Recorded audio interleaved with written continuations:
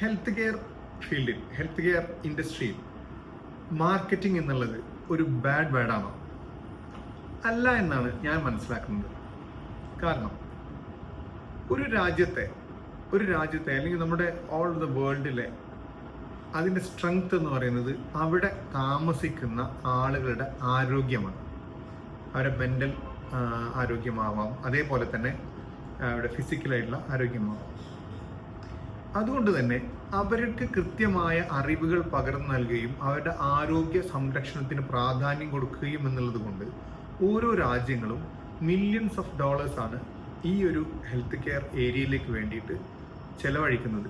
ഒന്ന്, അവരുടെ ബോധവൽക്കരണത്തിന് വേണ്ടി മാത്രമായിട്ട് ചെലവഴിക്കുന്നത്. അത് നമ്മൾ നമ്മുടെ പോയ രണ്ട് മൂന്ന് വർഷങ്ങളായിട്ട് നമ്മൾ കണ്ടുകൊണ്ടിരിക്കുന്നതാണ്. കൃത്യം നമ്മളുടെ കോവിഡ് സമയത്ത് അല്ലെങ്കിൽ അതിന് മുന്നോടിയായിട്ട് ഇപ്പോൾ ഇന്ത്യയിലൊക്കെ ആണെങ്കിൽ ഫ്രം ദ ബിഗിനിങ് എല്ലായ്പ്പോഴും ആരോഗ്യ സംരക്ഷണത്തിൻ്റെ കാര്യത്തിൽ അംഗൻവാടികൾ മുതൽ എല്ലാ ഏരിയകളിലും കൃത്യമായ ശുചിത്വം പാലിക്കുക എന്ന് മുതൽ ഉള്ള സംഗതികൾ നമ്മൾ കേട്ടറിഞ്ഞു വരുന്നുണ്ട്. ഇതിനെല്ലാം ഒരു രാജ്യത്തിന് വളരെ വലിയ സാമ്പത്തികമായുള്ള സ്പെൻഡിങ് ആവശ്യമാണ്. അത് സാമ്പത്തികമായി മാത്രമല്ല, അവരുടെ കൃത്യമായ ആളുകളിലേക്ക് കൃത്യം മെസ്സേജുകൾ, റൈറ്റ് പീപ്പിളിലേക്ക് റൈറ്റ് മെസ്സേജുകൾ എത്തിക്കാനുള്ള ഒരു മാർഗം. അത് തന്നെയാണ് മാർക്കറ്റിംഗ് എന്നുള്ള ഏരിയയിൽ നമ്മൾ പറഞ്ഞു വെക്കുന്നത്.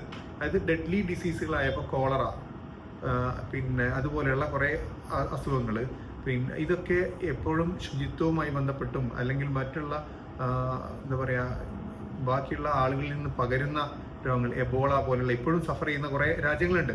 അപ്പോൾ അത്തരത്തിലുള്ള അസുഖങ്ങളെക്കുറിച്ചുള്ള മുൻകൂട്ടി ആളുകളിലേക്കുള്ള വിവരങ്ങൾ എത്തിക്കുക, അതിൻ്റെ കൃത്യമായ അങ്ങനെ അഥവാ ആർക്കെങ്കിലും അങ്ങനെ ആ രോഗം പിടിപെട്ടിട്ടുണ്ടെങ്കിൽ അതിൽ നിന്നും എങ്ങനെ മുക്തി നേടാമെന്നുള്ളതിന് കൃത്യമായ അറിവുകൾ എത്തിക്കുക, ഇതൊക്കെയാണ് ഓരോ രാജ്യങ്ങൾ ചെയ്യുന്നത്.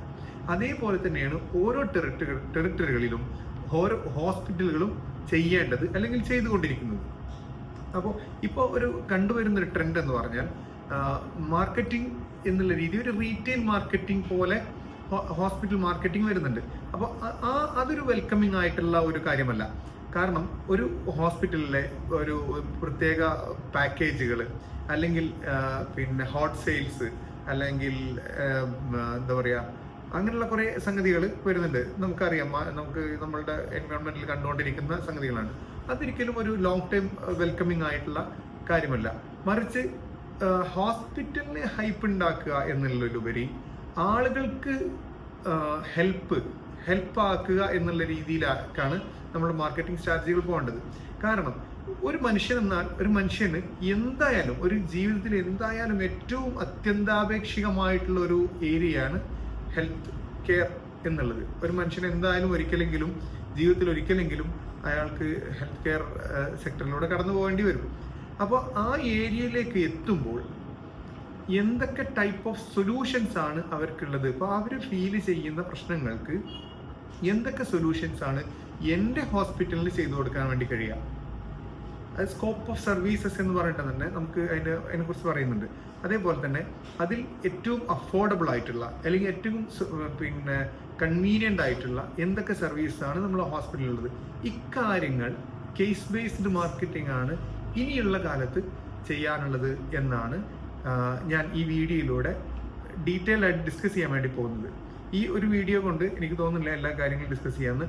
15ഓളം എത്തിക്കൽ മാർക്കറ്റിംഗ് സ്ട്രാറ്റജീസ് ആണ് എൻ്റെ വരും വീഡിയോകളിൽ ഞാൻ ഡിസ്കസ് ചെയ്യാൻ വേണ്ടി പോകുന്നത്.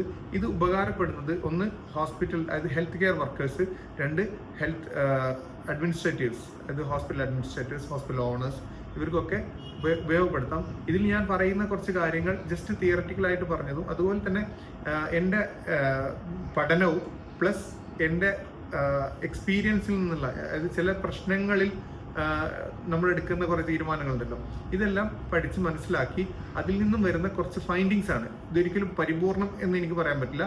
ഈവൻ ഇത് സക്സസ്ഫുൾ സ്റ്റോറീസ് ക്രിയേറ്റ് ചെയ്യാൻ നിങ്ങൾക്ക് കഴിഞ്ഞെന്ന് വരാം. അതുകൊണ്ട് എൻ്റെ വരും വീഡിയോകൾ ഫോളോ ചെയ്യുക. കൃത്യമായിട്ടുള്ള ഓരോ ഹോസ്പിറ്റലിൻ്റെ എത്തിക്കൽ മാർക്കറ്റിംഗ് സ്ട്രാറ്റജീസ് ആണ് വരും വീഡിയോകളിൽ ഡിസ്കസ് ചെയ്യാൻ വേണ്ടി ഞാൻ ശ്രമിക്കുന്നത്. Thank you so much for following us.